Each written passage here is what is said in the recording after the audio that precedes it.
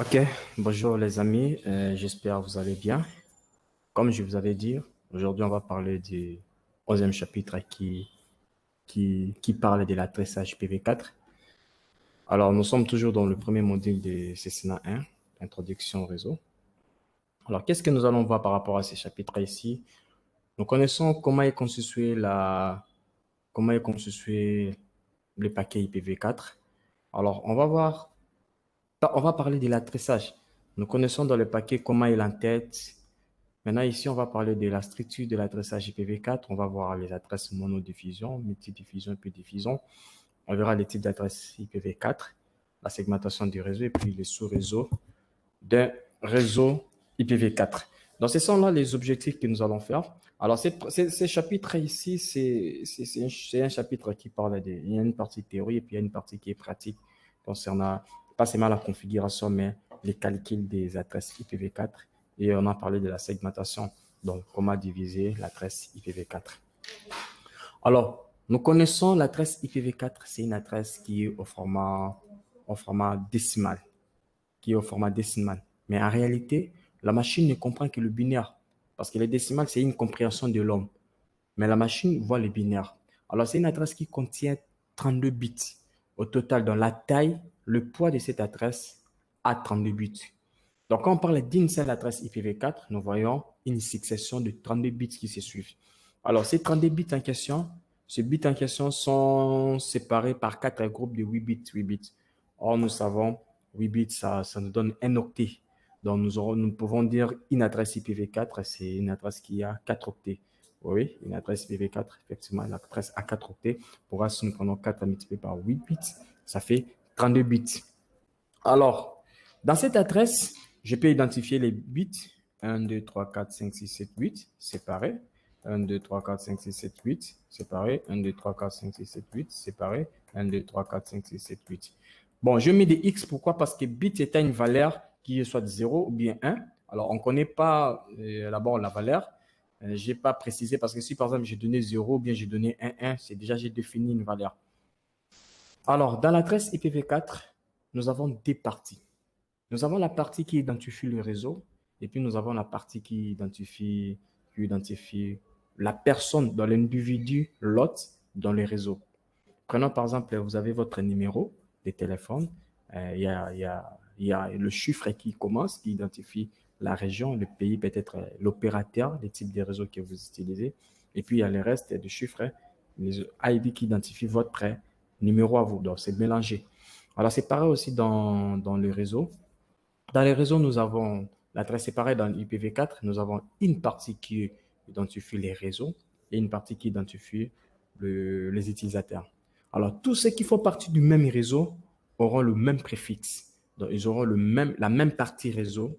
Et ceux qui font partie d'un autre réseau, ils verront la différence.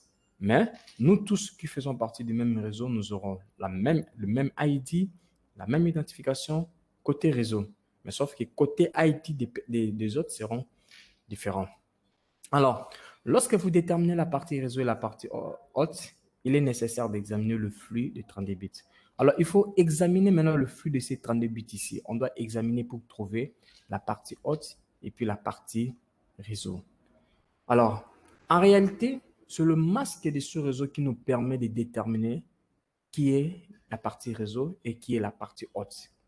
Or, le masque des sous-réseaux, c'est une adresse qui est au format décimal encore. Le masque des sous-réseaux, c'est une adresse qui est au format décimal. Et le masque des sous-réseaux a aussi 32 bits. Mais sauf que le masque des sous-réseaux n'est pas là pour identifier l'autre dans le réseau. Non, non, non, il n'est pas là. L'adresse IP identifie le PC dans le réseau. Mais tandis que le masque des sous-réseaux, il vient maintenant juger, donc je peux dire comme juger l'adresse réseau, l'adresse du PC pour déterminer quelle est ta partie réseau et quelle est la partie ID de ton PC. C'est ce que fait le masque des sous-réseaux. Donc, lorsque vous configurez les adresses, vous devez mettre les masques des sous-réseaux. Pourquoi? Parce que les masques des sous-réseaux, c'est grâce à lui qui nous aide à comprendre que dans l'adresse du PC qu'il a, il y a une partie réseau qui est là, il y a une partie qui est haute. Je peux prendre le même exemple d'une adresse, prenons par exemple 192.168.4.0. Vous voyez? Le masque des sous-réseaux, on connaît c'est déjà, les systèmes par classe, vous connaissez déjà, on vivait par système par classe. Nous mettons slash 24. Or, les 24 en question, c'est le masque des sous-réseaux. Le masque des sous-réseaux, ça veut dire quoi? Donc, je prends 192, espace ici, 168, espace 4, espace 0. Donc, le masque des sous-réseaux 255, ça veut dire, et slash 24, ça veut dire 255, 255, 255, 0. Donc, c'est ce qui veut dire le masque slash 24, ça veut dire comme ça. Alors, lorsqu'on fait ça, les résultats sera comment? Les résultats sera, je vais vous montrer comment on a trouvé les résultats, sera 198.4.0. Donc, c'est comme ça. Même si je faisais encore, je fais le premier, même si je faisais encore, ici, je faisais 5, 192.68.4.5, le résultat sera toujours 0. Pourquoi? Parce que 192.168.4.0, c'est l'adresse réseau de tous ceux qui font partie de cette adresse ici. De tous ceux qui font partie. C'est leur adresse réseau. Donc, dans cette adresse réseau ici, on peut dire les individus, tous ceux qui font partie de cette adresse ici, donc ils ont comme leur adresse réseau, c'est 192.168.4.0. Alors, je peux donner un autre exemple. Bon, pas c'est marrant. Je peux continuer avec cet exemple ici. On me donne cette adresse ici, 192.168.4.67/24. Alors, si je vais comparer, je passe, je fais la comparaison. Je fais comment? 192.168.4.67, 255.255.255.0. Alors, le résultat sera comment? Je vais séparer ici. Le résultat sera comment? Le résultat sera comment? Le résultat pour cette adresse en question, c'est 192.168.4.0. Le résultat sera comme ça. Pourquoi? Parce que regardez le bit qui sont là. Le masque des sous-réseaux dit quoi? Moi, je suis là pour identifier la partie réseau. La partie réseau, c'est ça. Et pour trouver la partie réseau, on verra une formule. On dit que tous les bits côté haut doivent être des zéros. Alors, quand il a identifié la partie réseau, il a dit la partie réseau, c'est ça. Tous ceux qui auront l'adresse 192.168.4.1, .2, .5, .6, .10, .1000, et pas 1000, pardon, .200, .240, ils sont tous dans le même réseau. Pourquoi? Parce que leur préfixe est toujours identique. Comment on a su ça? C'est grâce au masque de sous-réseau. Alors, en réalité, le processus utilisé pour identifier la partie réseau et la partie haute est appelé l'opération AND. Nous tous, nous connaissons l'opération AND. Bon, si nous ne connaissons pas cette opération AND, c'est beaucoup dans le circuit logique et en mathématiques, les cours électroniques aussi, je crois, les cours électricité. L'opération AND dit quoi? L'opération AND dit, si nous avons 0, on veut comparer 0 et 0, le résultat doit donner 0. Si on veut comparer 0 and, donc 0 et 1, l'opération sera 0. Le résultat sera 0. Si on veut comparer 1 et 0, le résultat sera 0. Si on veut comparer 1 et 1, le résultat sera 1. Alors, bon, on va revenir pour le préfixe ici. Voilà la détermination de l'opération AND, qui est l'opération de circuit logique. On dit 1, si on met 1 and 1, c'est 1. 0 and 1, c'est 0. 1 et 1, 1 et 0, c'est 0. 0 et 0, c'est 0. Alors, qu'est-ce qui s'est passé en réalité? La machine a fait la conversion de toutes les adresses en binaire. Il a pris 192, regardez ici. Il a pris 192, il a divisé en binaire, ce qui donne 1, 1, 0, 0, 0, 0. Il a pris 168, il a divisé en binaire. Il a pris 10, il a divisé en binaire. Il a pris 10, il a divisé en binaire. Bon, moi, j'ai utilisé une autre adresse. On commence par celui-ci et puis on va revenir avec mon adresse. Alors, le 255, il a aussi divisé en binaire. 255, il a aussi divisé en binaire. 255, il a aussi divisé en binaire. Ici, il a divisé en binaire. Et le 0, il a aussi divisé en binaire. Alors, on va faire l'opération. On va comparer maintenant selon ce que l'opération dit. quand nous avons le 1 ici par rapport à 1, ça donne 1. Les 1 ici par rapport à 1 ici, ça donne 1. Les 0 et 1, ça donne 0. Les 0 et 1, ça donne 0. Les 0 et 1, l'opération dit 0 et 1, c'est tout 0. 0, 1 jusqu'à la finalité ici. Au final, pardon, on verra 0 et 1, ça donne 0. On passe pour le premier octet. C'est fini. On vient ici. 1 et 1, ça donne 1. 0 et 1, ça donne 0. 1 et 1, ça donne 1. 0 et 1, ça donne 0. 1 et 1, ça donne 1. Et puis le 3, 0, on voit ici, ça va donner 0, 0, 0, 0. On passe. Donc, qu'est-ce qu'on veut dire? On voit les 0 ici, 0 et 1. L'opération jusqu'à la fin. Jusqu'à la fin, sauf que les 1 sera 1. Donc, lorsqu'il y a 1 et 1, vous remplacez par 1, comme l'opération le dit ici. Alors, quatrième octet, bon, vu que le masque est toujours des 0, on mettra toujours 0, 0, 0, 0, 0. Alors, quand on va convertir ça en décimal, ça donne 192, 168, 10.0. Donc, on va dire quoi? 192.68.10.10, c'est une adresse d'une personne qui fait partie dans la famille, dans le réseau, 192.168.10.0. Donc, comme il y a les préfixes qui ne changent pas, donc comme l'opération a été faite, les résultats nous donnent ça. Voilà l'adresse réseau qui est là. Alors, on va faire les calculs pour notre adresse ici. L'adresse, on va faire les calculs pour cette adresse. On fait les calculs pour l'adresse 192.168.4.67. On fait les calculs. 192 en binaire, c'est 1, 1. Ouais, 1, 2, 3, 4, 5, 6. Je mets espace. 1, 0, 1, 0. Voilà. 8, 1, 2, 3. Voilà, c'est ça. Et 4, je mets 0, 60, 128, 64, 32, 16, 8, 4, 1, 2. 1, 2, 3, 4, 5, 6, 7, 8. OK. Et 67 en binaire, ça fait ça, 68, 0, 64, 32, 32, 32, 16, 8, 4, 2, 1. Voilà, c'est ça. C'est ce qui fait comme ça. 192, 168, 4, 4, 67.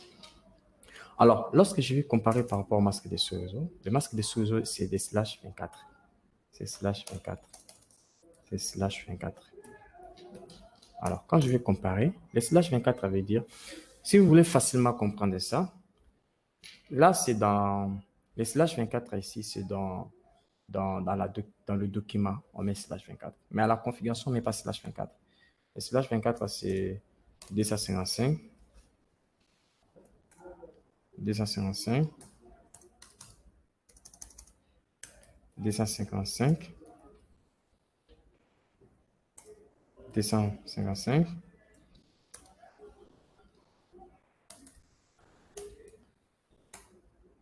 0. C'est ce que veut dire le slash 24. Donc, si vous voulez comprendre ça, ça veut dire le masque de sous-réseau a aussi 32 buts. Non? Les 224 et les slash 24, ça veut dire accepte-moi les 24 premiers bits. Or, lorsque nous acceptons, c'est 1. Lorsque nous ignorons, c'est 0. Donc, quand on prend 220, on prend 32 moins 24, on reste avec 8. Donc, on a accepté le 24 premiers bits par, on a accepté les 24 premiers bits et on a ignoré le 8 qui reste. Alors, quand on accepte, je vous ai dit, c'est un non. Donc, je mets 1, 2, 3, 4, 5, 6, 7, 8. 1, 2, 3, 4, 5, 6, 7, 8. Ça fait 16. 1, 2, 3, 4, 5, 6, 7, 8. Ça fait 24. Et puis, si je mets 1, 2, 3, 4, 5, 6, 7, 8, j'ai ignoré. Donc, c'est un peu une explication terre à terre, mais c'est pas, c'est ça, c'est quelque chose qui peut vous aider aussi. C'est un principe qui peut vous aider aussi. Mais, dans les calculs, ce sont des conversions qui se font. Donc, je convertis 255, ici, je le convertis. Alors, c'est comme ça. Alors, les résultats vont nous donner quoi? Si nous comparons maintenant, nous comparons le bit ici, nous allons voir, c'est 1, 1, 0, 0, 0. Parce qu'il a dit, lui, il nous a dit d'accepter, non? D'accepter tout ce qui est là. On accepte. On va accepter tout. On va accepter. Donc, 1, 2, 3, 4, 5, 6, 7, 8. Il m'a dit aussi d'accepter tous les bits ici. Je les accepte. 1, 2, 3, 4, 5, 5, 6, 7, 8. Et j'arrive ici, il m'a dit encore d'accepter. 0, 2, 3. J'ai accepté. Et là-bas, il me dit d'ignorer tout. J'ignore. Quand j'ignore, je mets des zéros. 5, 6, 7, 8. Alors, le résultat sera 192, 168, 4, 0.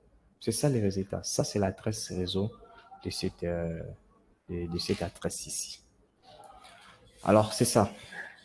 Maintenant, les amis, si par exemple vous voulez calculer, trouver l'adresse réseau, je vous ai montré déjà comment trouver l'adresse réseau. Il y a une vidéo dans les cours, vous allez voir ça.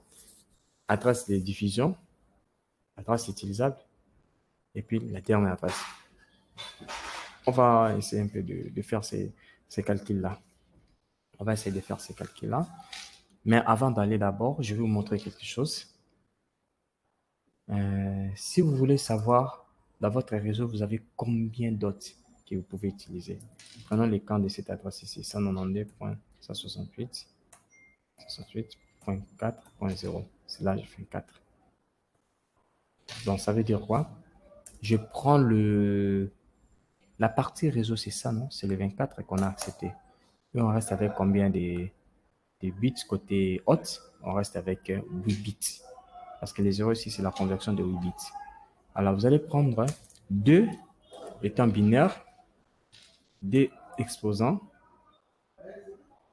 8, pardon, D exposant 8. Donc, je peux mettre D exposant 8.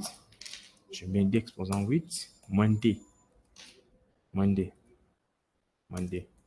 C'est ça la formule. Donc, la formule, c'est D exposant, je mets par exemple D exposant H. Moins D. La formule, c'est D exposant H. Le D ici que je mets ici, le D ici, c'est la valeur de bits. La valeur de bits. Les bits, il y a combien de valeurs? Les bits n'a que deux valeurs. C'est 0 et 1. Alors, le H, c'est le nombre de bits qui sont à la partie réseau et la partie haute. Le nombre de bits qui sont à la partie haute. Or, ici, dans notre camp, on a 8 bits qu'on a ignorés. Alors, le moins D ici, ce sont les deux adresses qu'on ne va pas attribuer dans le PC. Parce qu'il y a des adresses qu'on n'attribue pas dans le PC. Il y a l'adresse réseau et puis l'adresse de diffusion. L'adresse réseau, vous savez déjà que c'est une adresse qui identifie la famille les réseaux. Et l'adresse de diffusion, c'est une adresse qu'on utilise si on veut lancer la communication envers tout le monde. C'est une adresse, si on veut lancer la communication avec tout le monde, on utilise l'adresse de diffusion. Voilà, ces adresses-là, on ne peut pas les attribuer au PC. On ne peut pas. Voilà pourquoi j'ai mis moins D. Alors, le cas de notre exercice ici, quand je mets D exposant 8 moins D, donc 2 exposant 8, ça fait 256. 256 moins D, ça fait 254. Donc, dans ces réseaux ici, 254 personnes peuvent être utilisées. On l'avait vu aussi lorsqu'on a parlé des adresses par classe. Alors, quelles sont les personnes? La première adresse est 192.168.4.1. Je ne peux pas commencer par 0 parce que 0, c'est j'ai exclu 0. Et la dernière personne, c'est 192.168.4.254. La dernière personne. Et 255, c'est l'adresse de diffusion. Adresse de diffusion. 4.255. Ça, c'est l'adresse de diffusion. Cette adresse ici et l'adresse réseau là-bas, on ne l'attribue pas au PC parce que ce sont les adresses réseau, c'est l'adresse qui identifie la famille et 255, c'est l'adresse qui identifie tout le monde. Alors, un autre moyen aussi pour trouver l'adresse réseau, pour trouver l'adresse de diffusion et pour trouver les adresses hautes, soit la première, la dernière. Dans l'adresse réseau, nous avons trois adresses, vous le savez. Nous avons trois adresses. Nous avons... OK, je disais dans l'adresse, nous avons... Dans l'adresse réseau, nous avons trois types d'adresses. Nous avons l'adresse réseau d'abord elle-même, l'adresse réseau.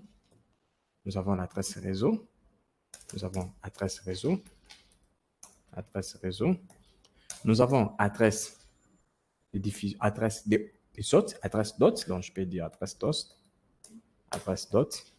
Alors, l'adresse dot ici, ce sont des adresses de chaque individu dans le réseau, parce que les réseaux au minimum commencent par deux personnes. On peut avoir un réseau de 2, 3, 4, 5, 6, 7, 8, 9, 1000, ça dépend. Donc, je regroupe ça. Je peux même parler des plages d'adresses. Donc, ici, pour résumer ça, on peut parler des premières, du premier, et puis du dernière adresse.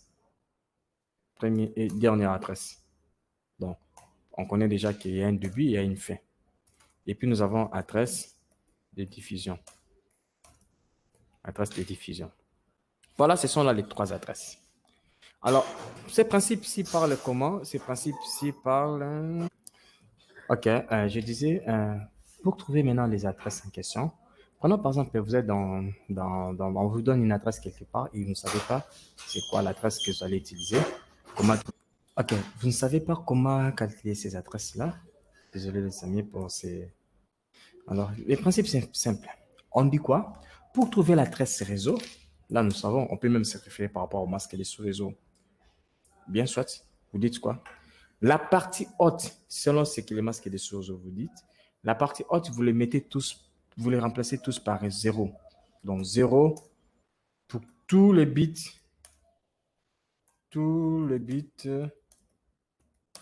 hautes. Je crois que c'est ça. Ici, tous les bits côté haute doivent être des 0. Le cas de cette adresse ici. Nous prenons cette adresse ici. Je prends l'exemple de cette adresse. Cette adresse, 192.168.4.67. On dit pas tous les bits côté haute soient des 0. 192.168.4. Bon, je convertis 67 en binaire parce que c'est là qu'on va calculer. C'est 0, 1, 2, 3, 4, 5, 6, 7, 8. C'est comme ça. Alors, on me dit de remplacer tous les bits par 0. Je mets 1, 2, 3, 4, 5, 6, 7, 8. Tous les bits de la partie haute. Ça va me donner 192.168.4.1, 2, 3, 4, 5, 6, 7, 8. Et ce qui donne 192.168.4.0. Ça, c'est pour trouver l'adresse réseau. C'est ça. Alors, pour trouver les adresses hautes, dans les adresses hautes, nous avons la première et la dernière adresse. Essayons de calculer pour la première et puis dernière adresse. On dit, pour trouver la première adresse, il faut que tous les bits côté haute soient des 0, à l'exception du dernier qui sera 1. Tous les bits partie haute soient des 0, à l'exception du dernier. Donc, je mets comment? Je convertis 192. Donc, je mets 192. 192.168.4. Bon, je convertis, je mets 67. Je prends par exemple l'exemple. Bon, on a déjà trouvé l'adresse réseau, donc c'est 0. Je prends maintenant, selon l'exemple, on dit, il faut que ça soit 1, 2, 3, 4, 5, 6, 7 points, comme ça. Alors, ce qui va donner 192.168.4.1, 2, 3, 4, 5, 6, 7, 1. Et ce qui donne 192.168.4.1, la convection. Ça, c'est l'adresse, la première adresse. Dernière adresse, je mets comme ça, dernière adresse. On dit tous les bits côté haute doivent être des 1 à l'exception du dernier. Tous les bits doivent être 1 à l'exception du dernier. OK.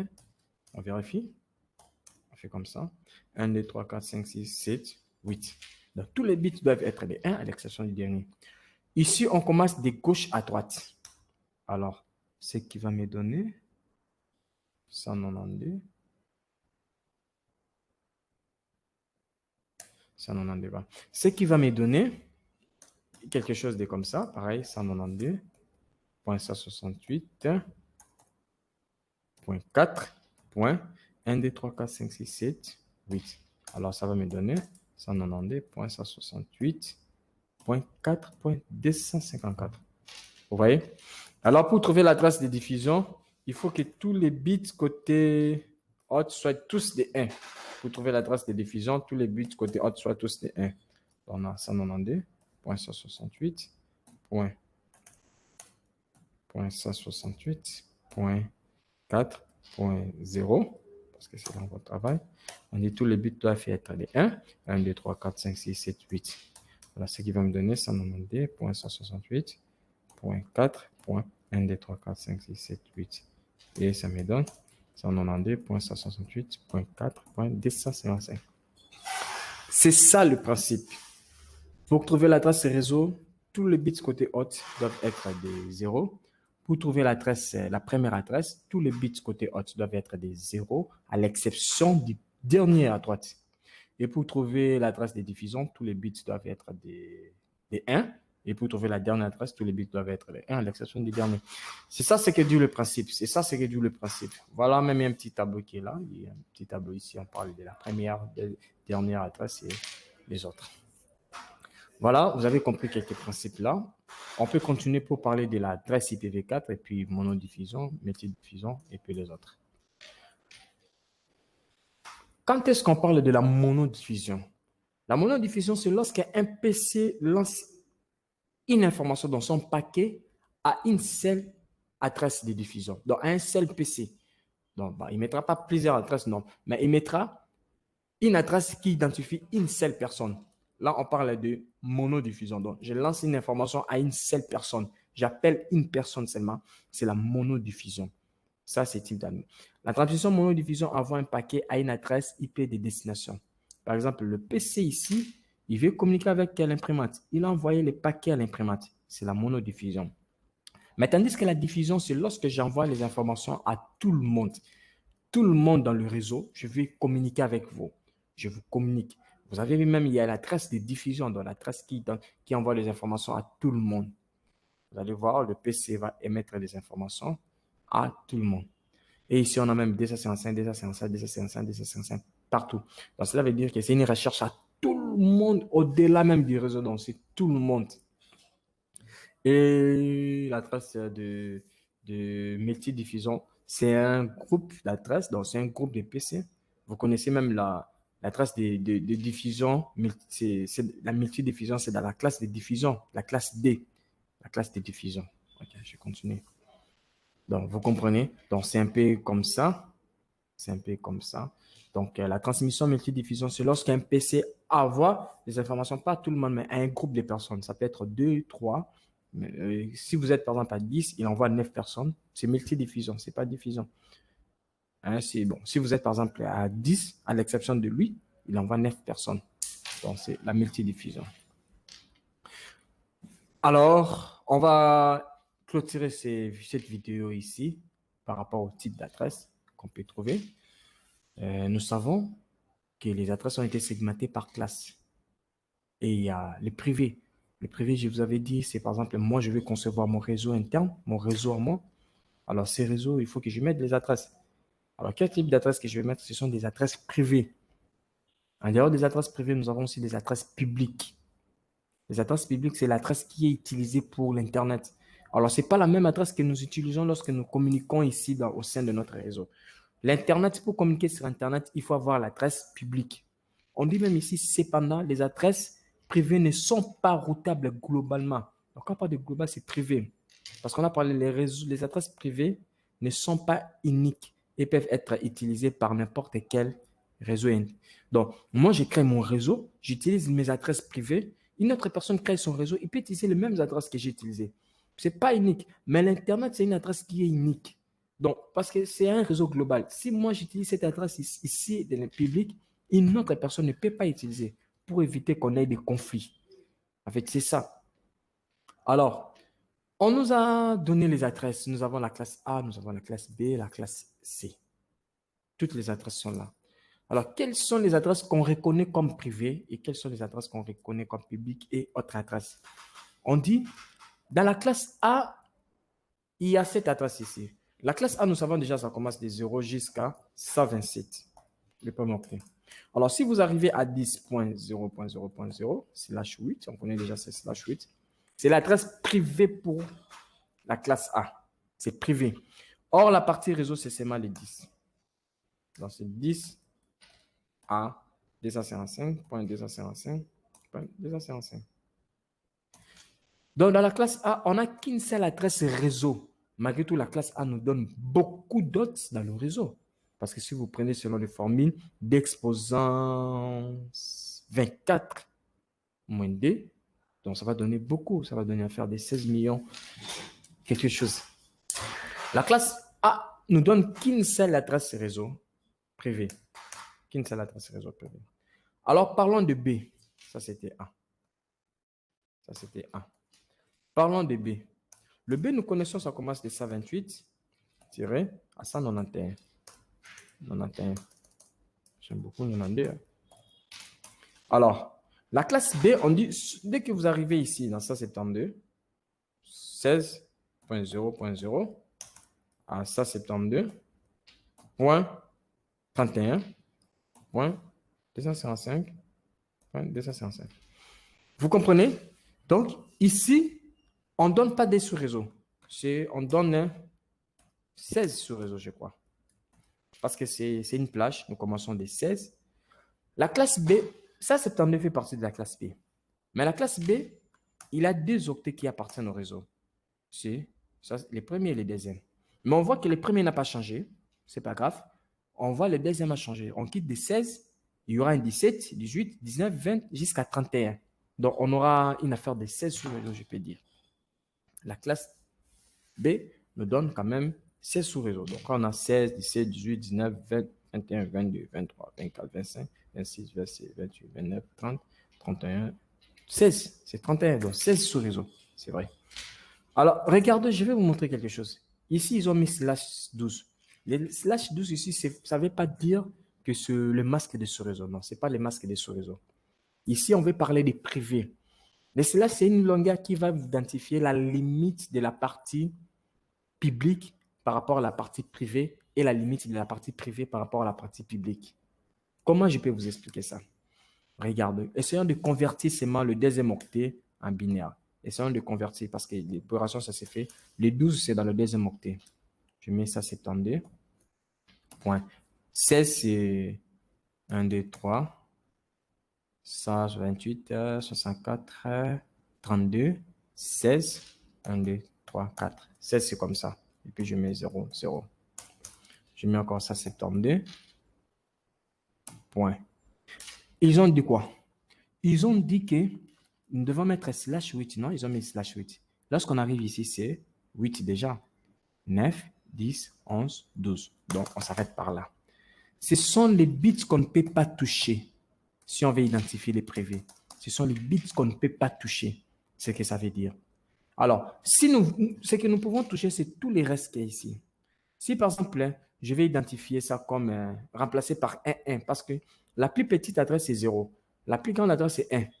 Quand tous les bits sont de 0, c'est la plus petite. Quand tous les bits sont de 1, c'est la plus grande. Alors, je vais essayer de remplacer par 1, 1. Je mets 1, 2, 3, 4. Point. Donc, quand je mets 1, 1, ça sera 255. Point. 255. Parce que 1, 1, la conversion, c'est comme ça. Alors, convertissons maintenant celui-ci. Ça, c'est 32. Ça, c'est 32. 1, 2, 3, 4, 5, 6, 7, 8. Voilà. À 255.255. Ça donne comment? Ça donne ça 72. Non, non, ça 72. Point. Ici, c'est 16. 16 plus 8, ça fait 24. 24 plus 4, ça fait 28. 28 plus 2, ça fait 30. 30 plus 1, ça fait 31. Donc, vous voyez, donc on ne peut pas, tout ça est démontable. On ne peut pas dépasser comme ça. C'est ce que ça veut dire, c'est seulement ça. Donc, nous avons un débit et puis nous avons une fin. On le fera aussi pour la troisième classe. On vient à la classe B. On vient à la classe C, pardon. On vient à la classe C. La classe C, on sait que ça commence de 192 à 223. C'est la classe C. Alors, on nous dit, dans la classe C, on nous donne 192.68.0.0 à 192.168.255.0. Nous connaissons la classe C a 3 octets qui appartiennent au réseau. 3 octets. Mais on voit, c'est pas comme ça. On voit, les troisième octets, nous quittons de 0 jusqu'à 255. Ce qui nous donne 256 sous-réseau. Alors, regardez encore, ils ont mis les slash 16. Les slash 16, ce n'est pas les masques de sous-réseau. C'est juste la limite pour la partie privée et partie réseau. On peut démontrer ça aussi. Je démontre ça. Je fais la conversion de 192.168.1, 2, 3, 4, 5, 6, 7, 8.0. Et je mets la limite, on a mis combien? On a mis 16.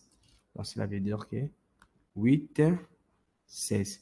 La partie ici, je ne peux pas toucher. Je viens comme ça, je mets 192.68.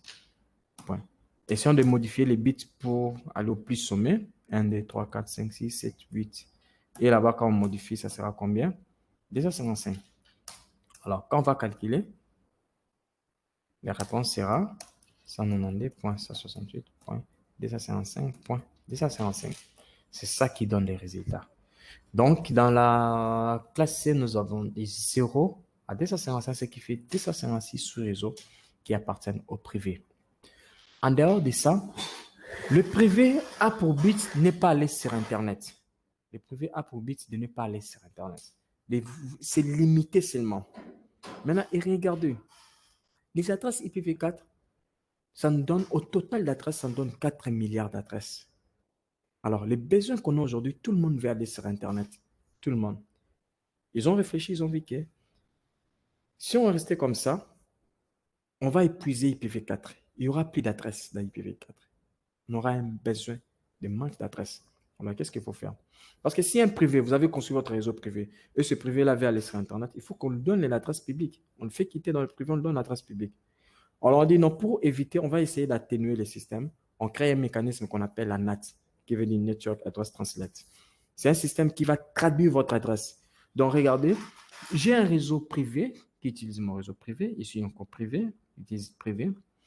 Mais nous voulons aller sur Internet. On met la NAT quelque part. La NAT ici, c'est un mécanisme qui va traduire nos adresses privées. Il peut traduire une adresse ou bien 100 ou toutes les adresses que vous avez, il les traduit à une adresse publique. C'est ce qui fait la NAT. Vous voyez un peu? Donc, vous, les privés, au lieu qu'on vous change des adresses, on vous mette les adresses publiques, mais vous gardez toujours vos adresses. Et lorsque vous voulez communiquer sur Internet, vous allez passer par une périphérique, un routeur qui est à la périphérique, qui va vous traduire les adresses en mettant un paquet, en remplaçant l'adresse par une adresse publique. Maintenant, à part ça, nous avons aussi d'autres adresses, telles que l'adresse de bouclage. Vous voyez l'adresse ici, 127.00/8, donc de 1 jusqu'à 255, 255, 254. Cette adresse, c'est une adresse de bouclage. Quand on parle de bouclage, on voit un boucle. Si vous voulez généralement identifier comme 001, vous pouvez utiliser, essayez ça, vous mettez ping 127.0.0.1, vous allez remarquer, même si vous n'avez pas la connexion, le signal peut passer. Pourquoi? Parce qu'il teste, il teste la carte mère. Votre PC va tester sa propre carte mère et sa propre carte réseau. Savoir est-ce que ma carte réseau est bien installée, le pilote, le protocole est bien activé. S'il n'y a pas de problème, si ça ne passe pas, c'est qu'il y a un problème au niveau de la carte réseau. Donc, votre carte réseau ne sera pas communiquée dans le réseau. Vous voyez un peu? On dit utiliser Serenote pour vérifier si la configuration TCP/IP est opérationnelle. Si cette configuration n'est pas opérationnelle, votre carte ne va pas marcher au réseau. Il faut dépanner. Donc, c'est une boucle. J'envoie les informations, je reçois, je réponds et puis je réponds moi-même. À part ça, nous avons aussi les links locaux. L'adresse ici, c'est une adresse qui fait partie de la classe B. 169.254.00/16 jusqu'à l'adresse. Nous savons que les PC peuvent avoir les adresses de deux façons, soit manuellement ou bien automatique. Manuellement, c'est l'administrateur qui vient attribuer à chaque carte réseau. Tandis qu'automatique, c'est un serveur, un processus où le client doit demander auprès d'un serveur DHCP et le serveur DHCP va répondre auprès des clients DHCP. Alors, si par exemple, les clients demandent l'adresse, ils demandent l'adresse et que ça prenait du temps, le serveur ne répond pas, que fera le client? Le client va s'attribuer une adresse qu'on appelle l'adresse APIPA. Donc, cette adresse privée automatique, cette adresse ici, c'est le PC qui va publier. Donc, il va attribuer une adresse de cette plage ici. Si vous avez configuré le réseau et que vous vérifiez, vous avez mis le système d'adresse automatique, vous vérifiez un PC à cette adresse ici, ne dites pas que le réseau fonctionne. Non. Le PC a attribué l'adresse. Pourquoi? Parce qu'il a demandé, il n'y a pas eu de réponse. C'est ça. Voilà. Alors, on va continuer après. Pour aujourd'hui, on arrête la vidéo. On va continuer pour parler maintenant du problème des gaspillages que le système par classe nous a offert. Bonne soirée à tout le monde.